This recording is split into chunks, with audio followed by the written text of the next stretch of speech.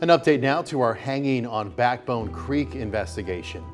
A midnight time limit in the Texas House meant many bills progressing for months have stalled this legislative session and will not see the governor's desk. And that includes one that was sparked by our teams reporting that would have modernized the way Texas investigates death. KXAN investigator Josh Hinkle shows us how it's still making an impact even without becoming law. For a system that dates back 2 centuries in Texas, the possibility of change all came down to mere minutes on the House floor. Senator by Senator Schwartz grants law enforcement officers discretion to tow vehicles. Move passage. Question occurs on passage third reading. Record vote. Clerk of the bill. Have all members voted? 82 ayes, 60 nays. Pass third reading. Rushed words, a backlogged bill calendar, and tension before midnight. Mr. Landgraf. Better Sapsers, move passage. Record vote. Clerk of the bill. As the end of a long legislative session loomed, lawmakers pushed what policies they could to the final step, amid protest and points of order. On behalf of the Mr. great Speaker. and the record-breaking Senator Mr. Speaker. Zaffirini, I move passage of Senate Bill 66. Gentlemen, yield. No. Move passage on behalf of Senator Zaffirini. Any pause meant some bills would die, and dozens did. 101 ayes, 29 nays. Passes. There's Howard. Move passage. Question. And in a final moment perhaps fitting for this topic, Chair lays out second reading. 618. Mr. Speaker. Number 618 by Sparks. Mr. Speaker. Mr. Speaker. I love it. Mr. Mr. Dutton, Speaker. for what purpose? I have a message from the legislative Grim Reaper. Admit the Grim Reaper. death prevailed, delivering a deadline for Senate Bill 1370. The time for consideration of Senate bills on second reading on the supplemental daily House calendar has done expired. Mr. Dutton, your point of order is well taken and sustained.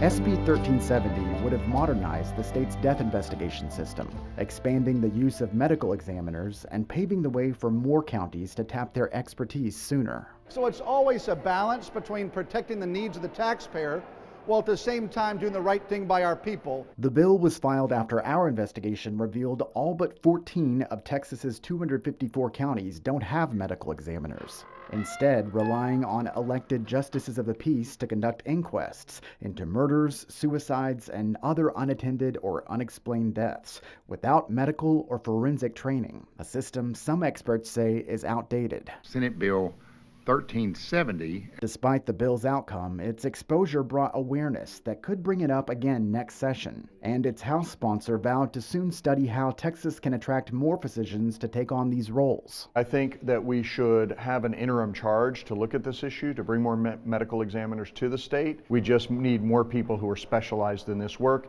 and creating an incentive program makes total sense. And that's something you would take on? Yeah, for sure. Our year-and-a-half investigation also led to a soon-to-be-established medical examiner office in one of the state's fastest-growing areas, Williamson County. This is the funeral notice. And a development in a 60-year-old mystery in Marble Falls. A tragic and unsolved murder listed as a suicide. No one really ever believed that it was a suicide.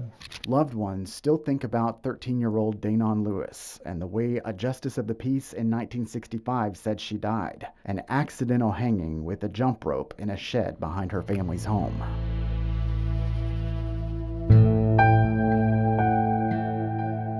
For them, the bill was something that helped honor her memory. From my part of the family, we appreciate your efforts and what you have uncovered and what you have done. That's awesome. Thank you. Our reporting also led to a change on Danon's death certificate, after we brought the story and concerns surrounding the system to the JP who held the same seat today. If we sent you this death certificate and all of the other research that we've been able to pull together, would you take a look at it? Oh, I certainly would. I would be glad to. I could certainly do that. Now listed as could not be determined, it means Danon didn't do this to herself, and serves as a stark reminder of what can happen when the system goes unchecked.